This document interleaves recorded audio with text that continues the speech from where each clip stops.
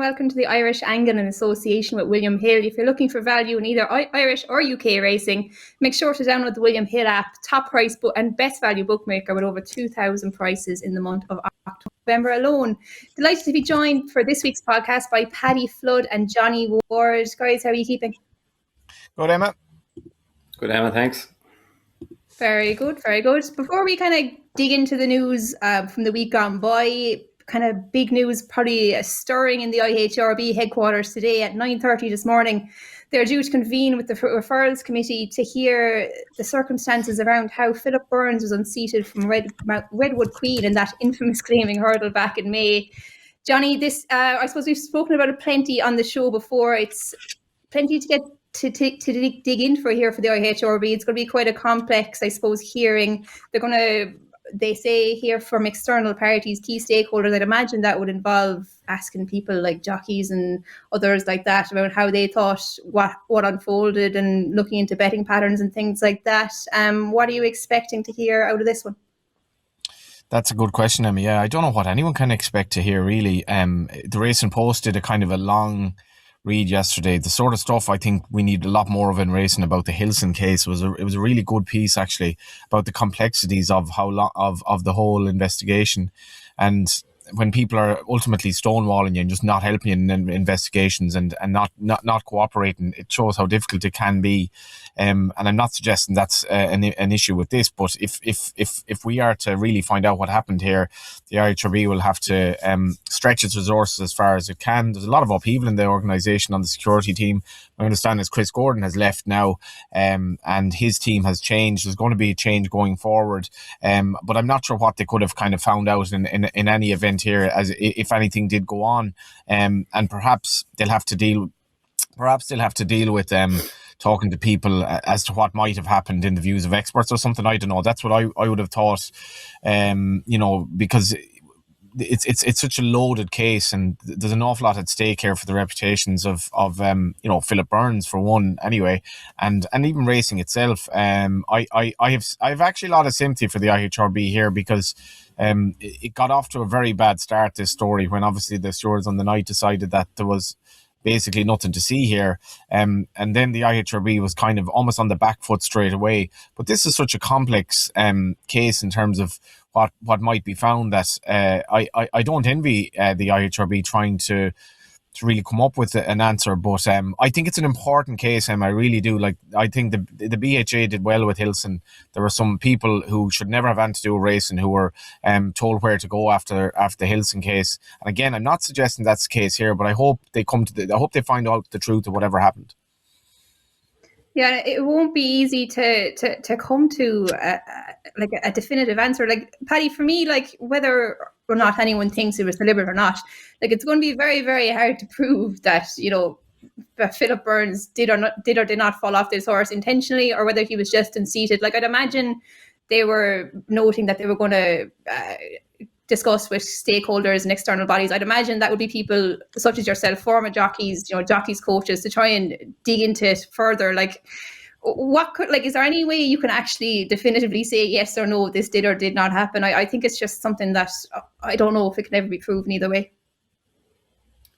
Yeah, I'm the same as you, Emma.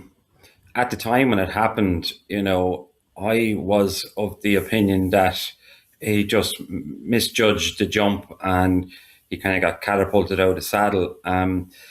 It's a bit like the VAR in football. If you slow things down, you get to see a lot more. And sometimes it's not a good thing in football, but I think in this case it was good, because the mare, she jumped, she winged the hurdle, really. She really did wing the hurdle. But how do you prove that he jumped? Because I speak to a good few people about it, or I've spoke to a good few people about it, and every second person has a different opinion, So some say, yes, it looks like a jump. Others say, no, I just misjudged and the saddle caught him in the bum and fired him out. And if that's all you're going on, you'll never get to the bottom of it, unless the betting pattern show something else. And I don't know how far the IHRB can go into someone's phone or into their betting account or anything like that. So just from a jockey's point of view or a trainer's point of view, impossible to call it, really. Yeah, I suppose as Johnny mentioned, it is a really important case. Like the IHRB are tasked with, I suppose, maintaining public confidence in the sport. And like if public confidence is anything to be taken from social media, like there was fair outrage there. So it's an important case, and they've kind of declined to speculate on how long it would take before we get a verdict on it. But it'll be interesting to follow it going along. And I'm interested in hearing testimonial from these external parties who they noted they were going to discuss with. So yeah, it'll be interesting to follow. But I suppose we don't have too much more to add in it today anyway, at least. Plenty of other things to look forward to today as well. Bambino Fever making her debut later on. It'll be, I suppose, just after this show is recorded, but we'll definitely discuss it on next week's show. But looking back on last week's action, Navan first off, and I think Oh My Word is a name at the top of plenty of people's mind after a brilliant bumper performance yesterday at Navan for Tom Cleary. Paddy, I thought it was just emphatic, like the way he tanked with Derek O'Connor the whole way through the race. Like tanking with Derek, I mean, maybe tanking with a younger jockey is kind of a different thing, like, and he tanked the whole way through, and then just once Derek dropped his hands, he took off. I thought it was a brilliant performance, a race that's produced some really good horses in the past, and wouldn't be beyond the realms of possibility for him to add his name to that list as well. Yeah, he looks a horse going forward, doesn't he? He looks a really nice type too. I haven't seen him in the flesh, obviously, but geez, he looks a powerhouse. And like you said, a horse tanking with me is a different kettle of fish. Tanking with Derek O'Connor, he's probably got the best pair of hands in the game, and he's classed as an amateur, but he's as good as any professional or there was or is at throwing their leg over a horse's back. So for him to pull that hard, if you watch Derek, even riding over fences, he never moves. You never see him out at nice position, horses switched off. You see Derek pulling out one, they're really pulling hard. He kind of blamed himself for it after it. He said he just wanted to get a bit of pace into the race by joining the horse up front and lit him up a bit. But I was expecting a furlong down now, this horse to struggle, and when he did start to give him a little bit of rein, geez, he quickened like a flat horse, and he had his ears pricked. And look, it was a 4-runner race in Navan, but you don't get that easy in Navan. Doesn't matter if it's a 2-runner race. Navan is a stiff track, and it's a good test. Delighted for Tom Cleary, Rory's dad. Rory be well known in the circles, but Tom maybe not so much. But I know Tom a long, long time since we were pony racing back in the day. And Rory and his younger brother Thomas as well, they're identical twins, and you never know which one is which because they're both two cheeky chaps. And Thomas stayed in my parents' place when he was doing his apprenticeship for his farrier, and he's flying at that now. So it's a great family unit, and I think the owner has plenty of money, so hopefully we'll see him staying there with Tom. Yeah, that would be the ultimate outcome, I suppose. But with that man on board, you'd imagine the green and gold might be knocking. Johnny, could you see him in maybe the hoops? But look, JP tends to leave these horses with their trainers as well if he does invest. So maybe if he does change ownership, they'll see where good a job Tom Cleary did. Johnny, he was very, very good no matter where he goes or stays, wasn't he? Yeah, and that's the one thing about JP McManus. Like he's very loyal to trainers. Like loyal to trainers, beyond any reasonable demand for loyalty, really, in terms of results at times. Like and now I can't see Seamus Ross selling this horse. I don't know what his resources are at this stage. I very much doubt he needs to sell the horse. And Seamus Ross colours, we've seen them for so long. The horse is bred by his sire's Poet's Word as well. Poet's Word would be one of the newcomers kind of at Boards Mills, and I'd say they were delighted with that. And this is just fantastic for racing. I really wouldn't understate that. Like the Cleary family, they're so popular. Tom is an absolute gentleman. He had a nice horse this year, stick to the plan that not stick to the plan, but the horse that he had earlier this year, Great Attitude, didn't have him that long with this horse. He's only a 4-year-old, and he said he's the best horse he's had in the yard. Like, and Tom's at this game a long, long time, and it's marvelous to see. Like, we had another unfortunate case of a high-profile non-runner in a bumper, and that was probably taken out like the favourite in the race. The race was run at a slow gallop. Like Derek O'Connor would have in the past. Like his style on a horse in bumpers would generally be very kind, and that doesn't necessarily suit bumpers where they often go go crawling. So like what he was talking about here, injecting a bit of pace in the race, like that's absolutely the logical thing to do to improve your chance of winning. If they're going no gallop and your horse is keen, you might as well be in the lead as be third if he's not settling. And he was still able to win by 11 lengths. The one thing I would say about it, like the likes of Passenger in the race, I'd say he's almost no chance of getting 2 miles on soft to heavy ground at Navan ever. And then that, and Gavin Cromwell's horse was beaten 30 lengths. How strong the race is, I think the time was like a little bit off standard, and it was very, very slowly run. So you're kind of speculating here, but against that, like this horse was so keen under Derek O'Connor, and he's very smart. And the fact that Tom Cleary has a horse that has been cut to 20-1 for the champion bumper, that's absolutely what National Hunt Racing should be about. That is absolutely what National Hunt Racing used to be, to have a horse that lands, I don't know, I mean, Tom had many horses for Seamus Ross over the years. This is just magic. And I'm sure Rory's been very helpful in terms of the yard in recent years as well. And I'd love to see this horse go on. I'd love to see him at Leopardstown, maybe the Dublin Racing Festival. I'm sure Christmas might come too soon, but this is totally what you want in racing, a small trainer having a potential star. Yeah, 100%. And like there was more than one good story that came out of that Navan card yesterday. I thought the Martin Hassett team pulling off a quick-fire double with Battler Ridgeway and Solomon Lane was absolutely brilliant. Martin had a heart bypass during the summer, so like he's recovering from that, and it's a real family-owned operation. They don't have an awful lot of horses in training, but very, very shrewd operation. I thought it was good to hear Liam McKenna interviewed afterwards. He was saying Martin told him he'd have a double coming to the races that day, which is fair prediction when you've got a 6-1 winner and a 22-1 winner, but it shows they're a team who can pull one off when they've got them lined up right, and kind of leads on to the next discussion point. Just before racing yesterday, I was watching the Mark Your Card on Racing TV, and it was an interesting point raised by Gary O'Brien and Ruby Walsh around the card at Navan yesterday. So there was a 6 handicaps on the card, followed by the listed bumper, 6 0 to 120 handicaps over varying distances, hurdles and fences, I suppose. And Ruby was kind of making a point that maybe this card shouldn't be, the headline fixture on a Sunday. You know, it was the only Irish fixture yesterday. Maybe it should be slotted in elsewhere or split up. The races should be split up onto different fixtures. Now, look, you can see the point of it. I suppose he was making the point that it wouldn't necessarily encourage attendance, and mightn't be the easiest day for on-course bookmakers either. But I don't know. I thought it kind of was a card that gave a chance to the likes of those stories to emerge, like the likes of Martin Hassett getting all the headlines yesterday with his big double, and Tom Cleary's horse, maybe being the big headline horse on a Sunday. Paddy, I'm not sure. Did you hear the comments yesterday, or did you have any opinion on the way the card was laid out yesterday? I didn't hear the marked card, your card, but listen, if you go down through it, every race was 20 grand and the bumper was 25 grand. So that in itself should be a weekend fixture. If it was on a Tuesday or a Wednesday, you'd definitely get no crowd.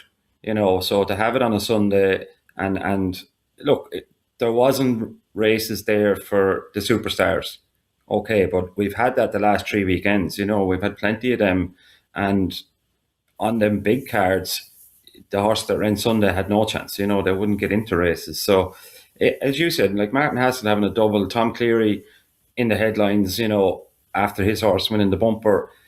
If there was a Wednesday, Tuesday meeting, would we even be talking about that? I don't think we would. So smaller trainers need all the help they can get, and the prize money was really good for the racing.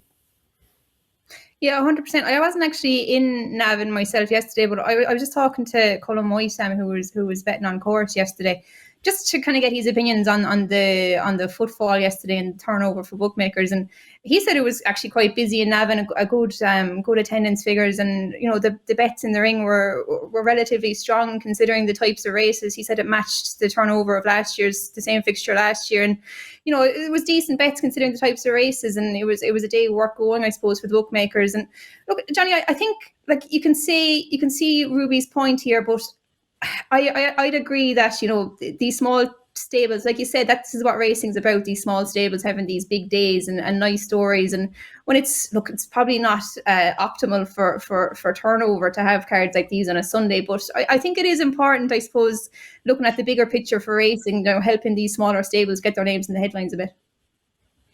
Yeah, turnover, I mean, the Curragh have 20 grand races minimum for a reason, that there are big fields, and turnover is about more runners. Like, people do not want to back odds on shots. They simply do not. And if you ask Colin White what the turnover was like when Willie Mullins had 3 odds on favourites at a meeting, it's no good. People don't want to back odds on shots. So turnover will be better for a lot of them handicaps. You'd way better than for graded races that are essentially uncompetitive. Now, I know where Ruby's coming from in terms of the virtuosity of the card. You have a lot of handicaps going into, a very good bumper, but a lot of handicaps. But in terms of the product and turnover, I don't know why Navan ended up with that meeting yesterday, but you will find more and more that you'll see it with Cheltenham, and because racecourse turnover is basically the media rights money is now reliant on how much is bet per race course off course. You'll see a lot more handicaps, and they'll see race courses desperately need bigger fields in races. Some race courses may even struggle to survive if the turnover doesn't improve in years to come, and that's my understanding. So turnover is kind of a bit of a red herring in that respect, because people like betting on handicaps. That's why Dundalk is so popular on a Friday night. A lot of it is kind of rubbish, really, but people want to bet in it. And turnover on an uncompetitive grade 2 will not actually fare that well compared to a competitive handicap. And I have to say, like, Martin Hassett having a double with 2 horses at those prices, and that winner in the bumper, I really think racing has gone away from that. I just think it's not happened that much, and especially in a big card. And Martin is brilliant when if he gives you a word for a horse at a big price, he invariably runs well. So I can see where Ruby's coming from, but like, we're going to see probably more of this in the years to come, where because offshore turnover is so important in terms of the racecourse's survival, we need bigger fields, and graded races with odds on favourites actually are not good for turnover. Yeah, it was interesting actually to hear from Colm that the biggest betting race of the day was actually the 4-1 listed bumper, though. I suppose the casual everyday punters don't really, I suppose, they don't study these big field handicaps, and they probably back, a trainer or a jockey they know and have a bit of a bet on that. But yeah, interesting to hear that the biggest betting race today was that small on a bumper. But I suppose the better quality race in the day, and it was a relatively open betting heat as well. A few bets going around for Tom Cleary's horse, no doubt. But moving back to Cheltenham over the weekend, a couple of nice results coming out of there. Glenn Gooley won the big race of the 2-day festival, the December Gold Cup, for Faye Bramley, who's in her first full season of training. AP McCoy has quite a strong connection to the yard there as well. I think he rides a fair bit of work for her. So good to get his insight into these kind of horses. But I just thought it was a fair training performance, Paddy, to get this horse out of Willie Mullins's after running an Aintree back in April. Had a few runs for the stable, and in fairness, I think you have to give kudos to the BHA handicapper here a little bit as well, because he was rated 143, I think, after running an Aintree last time, and he's, I think, about 23 pounds lower now. People might say maybe that's a little bit lenient, but I don't know. I think you have to kind of give these older horses a bit of a chance to get back down to their level and be able to compete again. Like a 9-year-old, if you had a horse like that in Ireland, it would be virtually impossible to get him down that low again. Like, they'd only have to have a leg falling off or something to get 23 pounds off him in the space of 9 months. So I have to give kudos to the BHA handicapper there, but it was still a fair training performance to give this horse a real revival, I suppose, when turning over to England. Yeah, having AP McCoy as your work rider, you're not doing too bad, are you? It was lovely to see the Hunt family there. I have a great cause for their charity and the tough time they've gone through. So it was a nice winner. I think the ride was very, very good. I think that's what won the race, really. You let Sean Bone dictate a race, the form he's in and the ability he has. You have a hard task to get by that man. He's as strong as an ox in the finish, and brilliant over fences. He's so good over fences, and he's aggressive rider, He just got the fractions absolutely spot on. But it was great to see, like you said, Emma, if that horse was in Ireland, he'd be rotten going around running and breaking his back with a rating that is nowhere near good enough for him. And I think as well in Cheltenham, them veterans chases, they're a great idea. It's giving them older horses a chance that still have the will to do it and maybe lost a little bit of ability, but in their own grade, and they're making for really exciting races, and a couple of horses there that you'd probably know down through the years, but if they were finishing second and third, you kind of wouldn't even bother looking at the race. But now that they're women winning, you're taking more notice. But yeah, it was a good day in Cheltenham actually for rides. I thought Harry Skelton on Fortune de Mare was absolutely brilliant ride. It takes some kahunas to do what he did now, because he's opening himself up to the likes of us, kind of saying, well, why didn't you get going earlier if you got bet? And it was a bit reminiscent of Paul Carberry and Archibald. I thought it was brilliant to watch.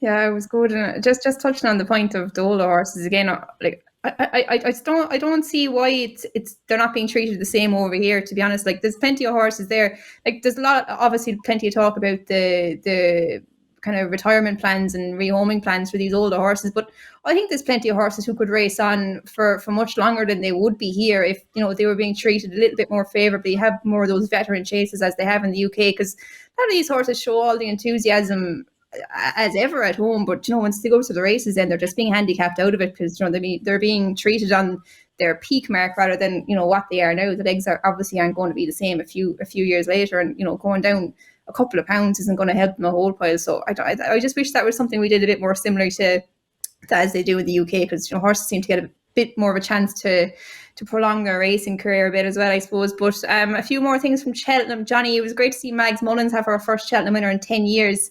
Looked like a plan well come together there. Danny riding that, good line from him. Little boys who keep their mammy happy at Christmas will do all right in life. I'm sure they'll be happy after that. A bit of money going around for him, I'd say, beforehand.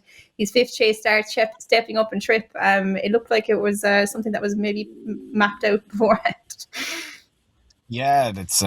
I'd say it was a bit of a plan. I was at Sligo on the 1st of August. This horse finished second to Adrigoul, but that was over 2 miles won, and you could really see from him, given his hurdles form, like this horse there could be a nice racing over fences.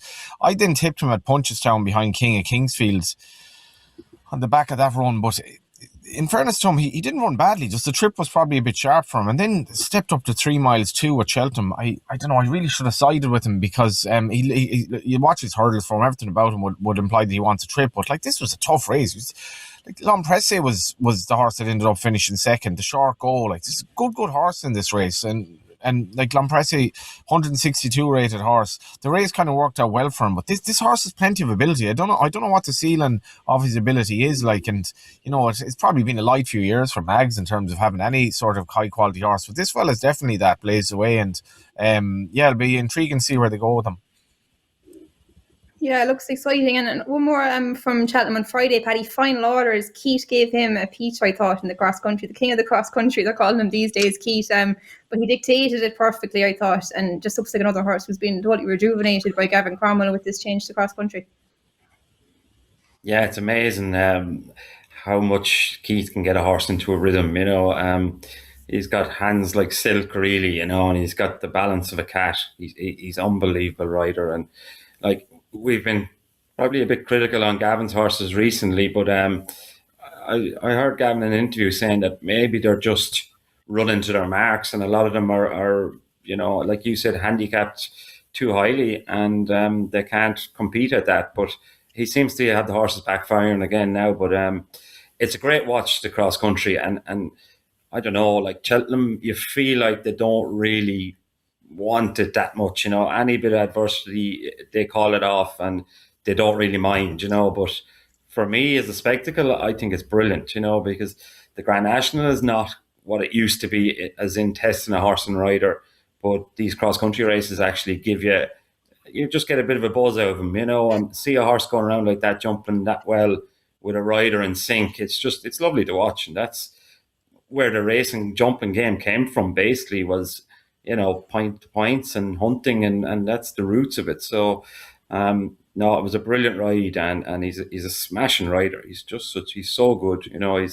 He's so easy to watch. Like, no one will be Paul Carberry, but this lad isn't too far behind him. Yeah, I enjoy those cross countries as well. Like you said, it's kind of a unique test, and kind of real horsemanship can come to the fore as well, which Keith, the ultimate horseman, I suppose. But changing codes completely, Johnny, did you see much of the action from Hong Kong over the weekend? Some real big performances there. Romantic Warrior, Kai Ying rising obviously probably the big one. He'd take your breath away. His performance in the sprint over there. But it was a exciting weekend of action in Hong Kong. Yeah, I wouldn't say I follow racing globally as much as maybe others do, but I'm kind of new to the Calling Rising story, and just on the basis, I suppose, of the complexities of getting these horses over to Royal Ascot, where the rider says afterwards, like, why would we go to this horse, the gelding as well, and why would we go to Royal Ascot for the sort of prize money that you get over there, and despite the prestige, like you're talking about, the guts of €2 million to win that race yesterday, and this horse is intriguing because, like, I was just looking up his pedigree today. He's a half brother who ran on the 14th, who ran yesterday, of 51 in Cheltenham, and was down the field like nowhere. So it's just mad how this horse is a gelding, doesn't seem to have the flashiest pedigree in the world, and it was kind of cool watching it, because, like, just to see a genuine, like, superstar where the crowd are going wild about a 1-20 shot who's inevitably going to win. He's out in front and he wins sort of on the bridle by 4 lengths. But just on the Royal Ascot issue, like, Irish and British racing, like, we do not need to be able to compete with Hong Kong and Dubai. Like, and in the Middle East, it's basically, rulers of oil-rich countries who like racing. That's why the money is there. In Hong Kong and places like that, they're utterly mad about racing and gambling. Like, so it's much, much easier to fund this. It's not anywhere near as easy in Britain and Ireland to fund races like we can. And you even see turnovers declining in France. The States is still strong, but, like, it's not something to be ashamed of. Like, 'cause we don't have the system to be funding races to the extent that Cheltenham have for a race like this. But King Rising is a mad story. He's a 5-year-old. He's already a gelding. He's been beaten twice, but, like, what's that now? 15 in a row, is it? And it's really cool to watch a sprinter as good as that. I don't know. I mean, I don't know what where he would compare in terms of the global sprinters, but his mark is enormous, and he's one of these anomalies. Like, he doesn't seem to have the flashiest pedigree in the world by any stretch. Yeah, he's class to watch. And I think Roy Moore said after the race he's the best horse he's seen at that trip. So who would I be to argue with that? He was breathtaking. And just kind of on the right point there, I'd say probably the fact that he's a gelding is probably feeding into their decision as well. Like, he doesn't really need to come for prestige. Maybe they'll just go for prize money in the likes of Australia and Hong Kong. Like, it's hard to beat the prestige of winning a race in Royal Ascot, but, like, when you see the prize money they're running for, I think the highest value sprint in the UK is the QE2, is it, or not QE2, the Queen Elizabeth II Jubilee, for £550,000. And I think, like, he'd be running in Group 2s and 3s in Hong Kong for similar types of money. So, like, they don't really need to come over and do that. But maybe if it was a cold decision, it might be different. But kind of another point in Hong Kong. Sorry, it's a funny thing with sprinters as well. A lot of them end up being geldings because they probably weren't shown. They probably were late developers. A lot of them aren't that particularly amazingly well bred, like, and they end up basically being gelded, and nobody says anything about it. Like, then this horse would be worth a few quid if he weren't. Yeah, it's interesting. Maybe a temperament thing or something, I'm not sure. But Paddy, one more thing on Hong Kong there. Did you see the video on Twitter, the protester running onto the track? It was crazy viewing. I saw it afterwards. I didn't get up to watch the race in live now, but I saw the angle from the stands, and he runs out, and you don't realise the horses are actually coming as he's on the track. Like, it could have been very, very dangerous for everyone there, but they were lucky, weren't they? No, they were very lucky, because they do be rocketing up that straight, them horses. It's not like a jumps race where you jump out and you'll be able to avoid someone. I don't even, was it a protester, or was it just some mad joke that loves the horses? Because there is some of them out there that are, like, you see them opening the gates and shouting. It's like a scrum to get into the place. They love it. And I mean, it was mad. I think it was an Australian starter or steward or something gave him a nice rugby tackle, so he's probably come from the AFL, or he knew how to do it anyway. A nice low shoulder into him and held him down. But I was like you, I didn't realise there was a race on. I just thought he was on the track, and they just came over and grabbed him until the camera changed, and you can see the horses whipping by. But yeah, look, we have them in all countries, don't we? We get it there for the national as well. Plenty of Fruit Loops around the place, but like, Hong Kong is not no different to us. But with I just want to mention Romantic Warrior as well. What a horse that is, and James McDonald gets on so well with him, and yeah, they're superstars like a Keong Rising.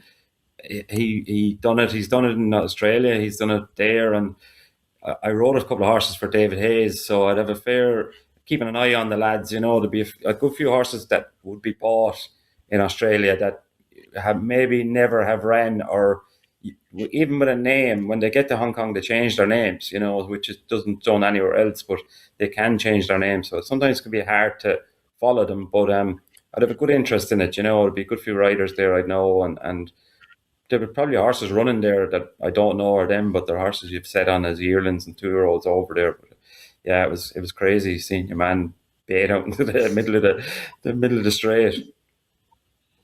Yeah, that's the kind of one thing about the Hong Kong racing. You'd like to be able to maybe follow the Irish horses or the UK horses that go over, but it's hard to keep track of them there when they be changing names and things like that. And romantic, I thought the James McDonald interview afterwards was brilliant as well. You could just see how much the horse actually meant to him. He was nearly in tears after the race. He was after coming back from an injury. I think he had a screw put in before the race, and going forward to Saudi now to rematch with the Breeders' Cup Classic winner. That'll be another treat to look forward to again. So some real kind of international superstars on show, and just the way they love their racing over there. I think it's mad, and I don't know, can you even replicate it over here? It's probably just a different cultural thing, I suppose, but geez, they just absolutely adore their racing. And even some of the stuff on course, I was watching a few social media channels and stuff, like the way they promote the racing, they have like AI horses on track and things like that. Like it's not something, but probably nothing that would actually work here, but it's obviously just fits the culture over there, and it's mad. It's something I definitely have on the bucket list to go there at some stage. But kind of staying on the topic of flat racing for the minute, there's been an announcement during the week, a bit of a rejuvenation for the Epsom Derby. Coolmore have been announced as sponsors for next year. There'll be a prize money increase across the Derby festival. And interesting, boxing promoter Queensberry Promotions have been, I suppose, recruited in to promote the event. Johnny, unusual, I suppose, thing. Will we see the likes of Fury and AJ boxing in the parade ring before the Derby or anything like that? Or what did you think of the announcement? Yeah, I hope we don't see any unsavoury characters. Although, to be fair, what was that? James Joyce said the only decent people at a race course are the horses back in the day. So maybe we have a few characters in this game anyway. Vinny writes a good blog on it today. Like it's actually stark how the crowd has gone down so much. It was 23,000 this year, and like the race has just lost a lot of. I don't know what it is. Is it kind of the loss of the middle distance horse to an extent, like, but it's just some of the recent renewals have been quite forgettable. And I still think the Derby has something about it. It's just had a few unfortunate years, but this is a very good move. Like I think with Frank Warren, like this stuff does work, and like he'll put his life and heart and soul into this, and the Derby can absolutely get it back. Like the whole prestige of the race, it's on a Saturday, the location of the racetrack. I laud this move, and obviously Coolmore getting involved as well. I still have a lot of faith in the Derby, and it's very interesting over the years how much it's, when somebody as canny as John Magnier and Coolmore, like they still love the Derby, even though like the middle distance, like most Derby horses don't even make stallions really anymore, and don't make notable stallions. They haven't lost faith in it at all, and I think it might be more the demise of maybe kind of proper middle distance sires in Britain that, like, there just haven't been really, really good middle distance horse in Britain in recent years, or not that many. But I haven't lost faith in the Derby, and I think this is a good move. Yeah, just kind of on the topic of John Magnier for a second. You've been following the court case quite closely with the Barron Estate ordeal.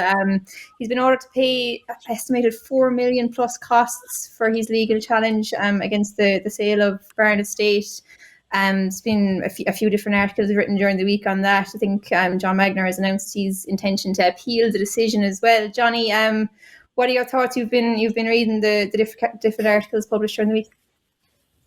Yeah, like I think the closest I really ever got to John Magnier was when I knew somebody in the Cashel Palace, and I managed to stay there for a reasonable amount. And it'll be interesting to see now how the new racing hotel in Meath and Bective, where Noel Moran will put his stamp on it to go against Adair Manor and Cashel Palace, what they're like. But I wouldn't know John Magnier at all. But very unfortunate, really, to be honest, Emma. Like the articles that you read after the judge's ruling, I think the judge here, who basically brought up the idea that that team had been very, very liberal with the truth shifting sands, and he called it basically lying. Like, it's very damning, like very, very damning. Now I think that we might be dealing with a fairly colourful judge here, but I actually had some sympathy for John Magnier in some ways, because there are aspects of this case where basically you have a severely autistic son who's brought into the case, and John Magnier was kind of painted as something of a heartless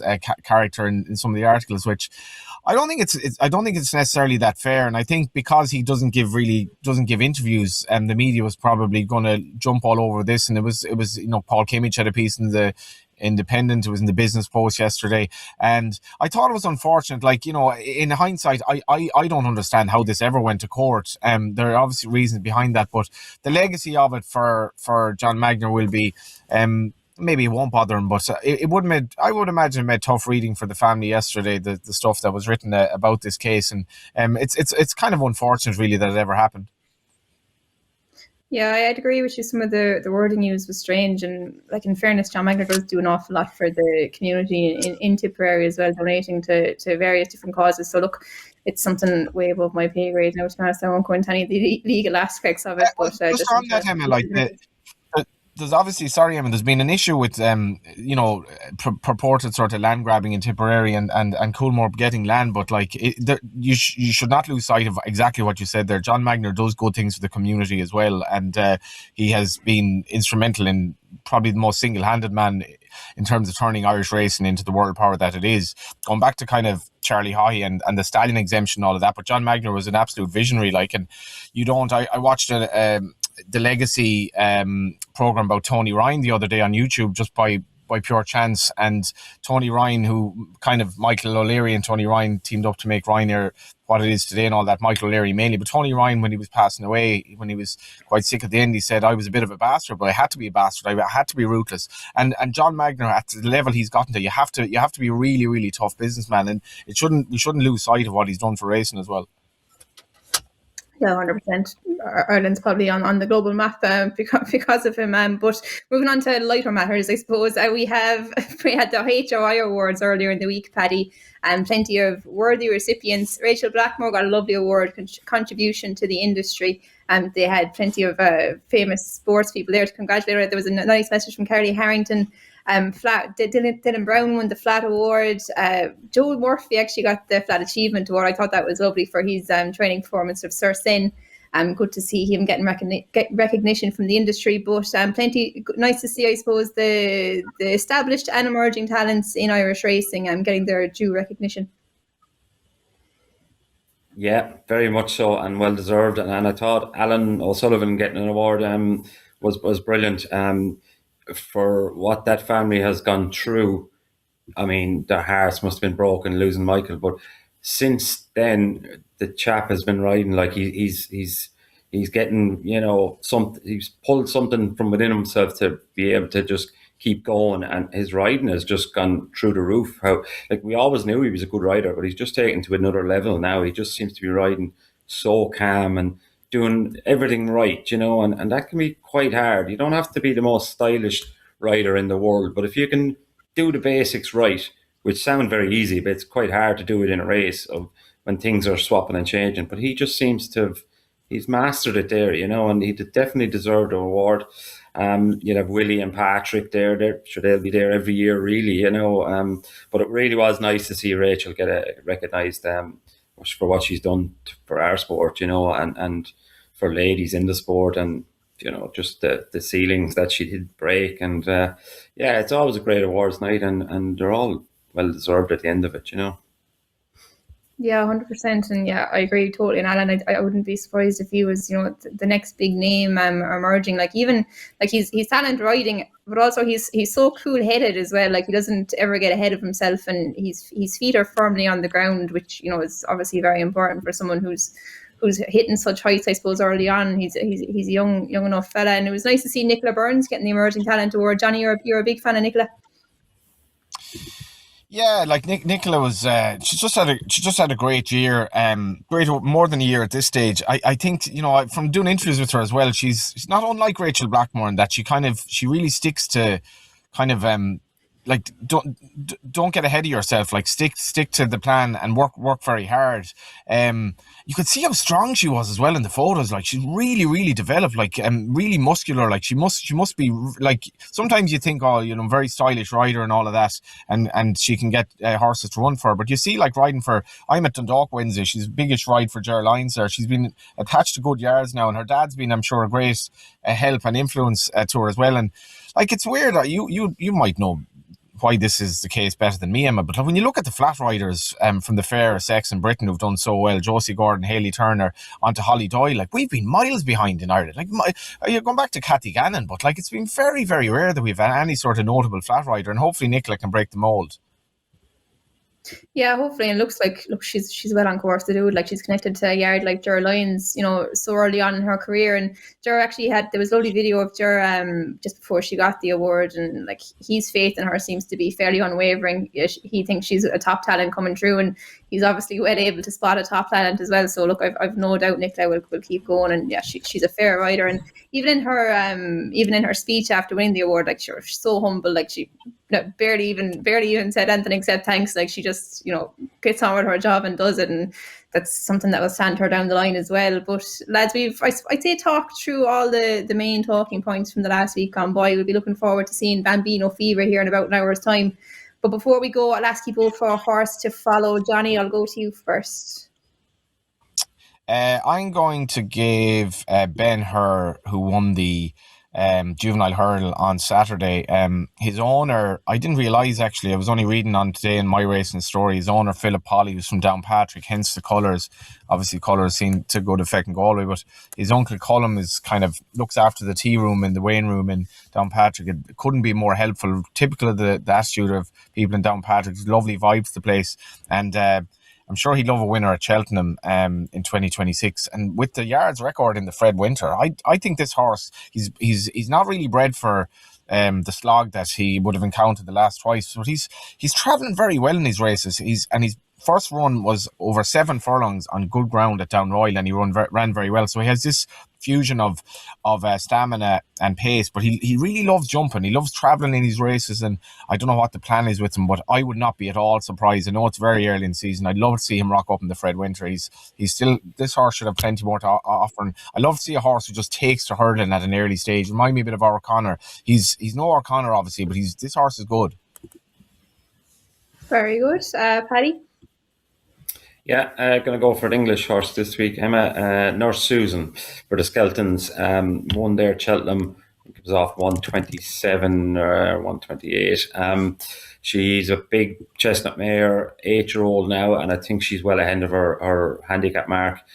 She's in the Langer Dan colours, who we've seen winning two races in Cheltenham, 2 Coral Cups, I think. And maybe she could get up to that level, but she's still ahead of her mark. I think she's a fine mare and one for the future. Yeah, she made my shortlist as well, but it was actually a different UK horse on mine. Similar to Johnny, one probably for the Fred Winter down the line. Winston Jr., I thought he was really eye-catching. He was second in the JCV Triumph Hurdle at Cheltenham on Saturday for that woman, Faye Bramley, again, in the same colours. Look, he was fairly keen under Harry Cobden, I thought, but like just turning in to home, he was still there at every chance. Maybe a little bit of Bargy he got caught up in as well, but he was treated, I'd say, fairly tenderly coming up to home straight, maybe with other targets in mind down the line. He was a fairly decent flat horse when trained by Jesse here last year. He was never actually broke his maiden, but he was second a few times, including in the Ulster Derby. So gained a high enough mark there on the flat as well, and looks like he could be one. He'll have to settle a bit better, but looks like he could be one to put in your notebooks for the Fred Winter as well down the line. So that's it from me, lads. Thanks very much for everything this week. We'll be back next week to discuss all the racing news again, and thanks very much for tuning in, and make sure to like and subscribe.